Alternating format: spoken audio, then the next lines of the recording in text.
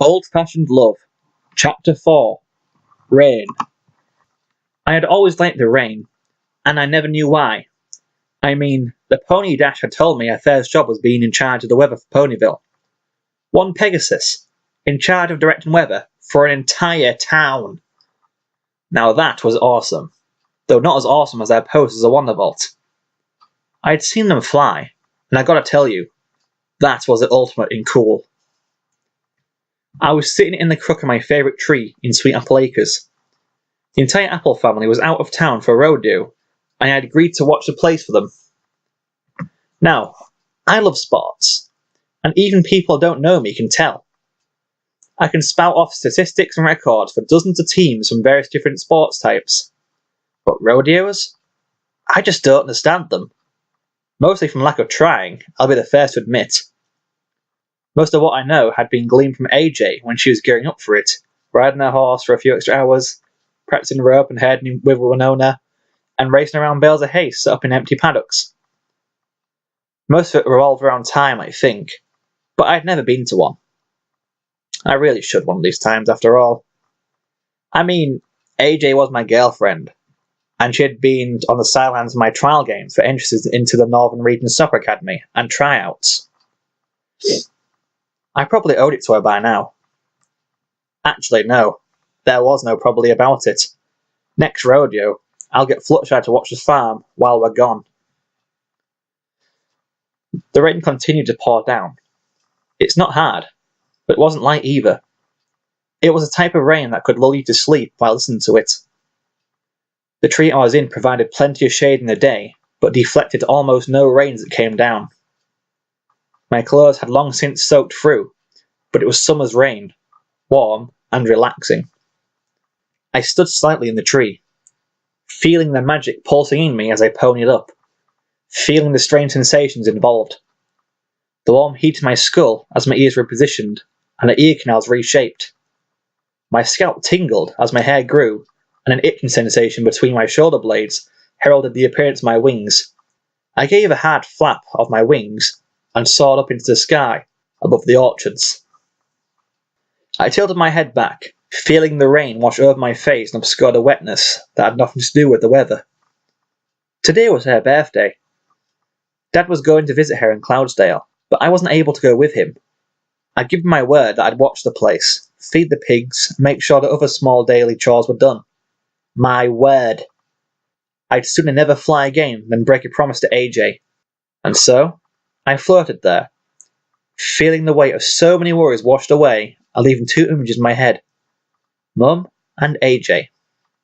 Mum? I whispered, my wings beating gently. I'm sorry I couldn't stop by today. I'm sure you'd understand why, if you knew.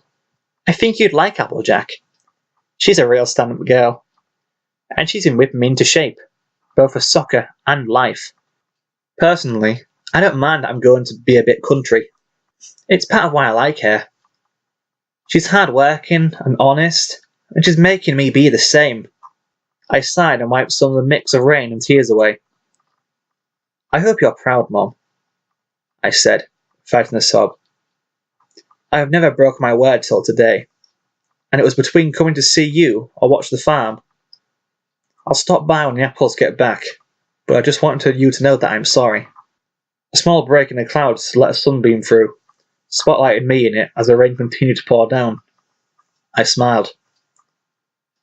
Happy birthday, Mum, I said, unable to stop the sob this time as the rain continued to fall. A rain to wash the world clean, it seemed. Rainbow! A voice called up to me. Looking down, I saw it was AJ, standing there with an umbrella. I dropped to the ground. I thought you had a rodeo, I stared in confusion. What are you doing back here? Fluttershy told me about your mom, she said, a small look of anger crossing her face. How come you didn't tell me today was her birthday? I told you I'd watch the farm, I said, turning away slightly so she couldn't tell which of the water on my face was the rain and which were tears. I don't go back on my word, AJ. You know that. You're doing it right now, she retorted.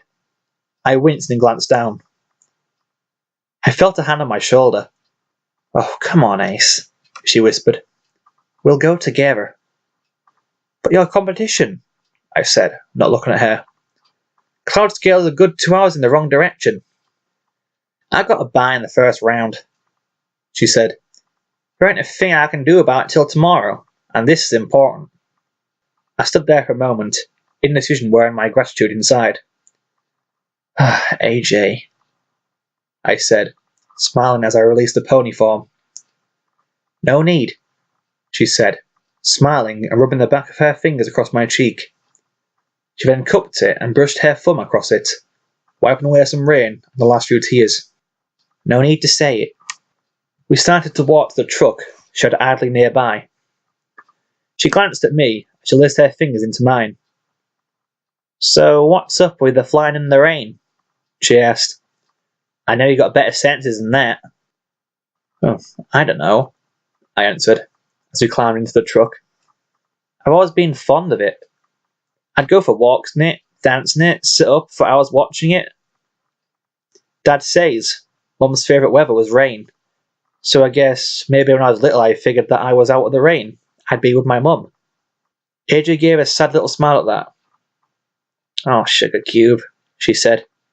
"I can understand that just fine." The truck was quiet as we made our way to wish my mother a happy birthday. "Say," I spoke up as a thought entered my head. "We never did introduce you to Dad, did we?" I smiled as I heard her gulp next to me as the rain continued to pour down. A rain to wash the sorrow away.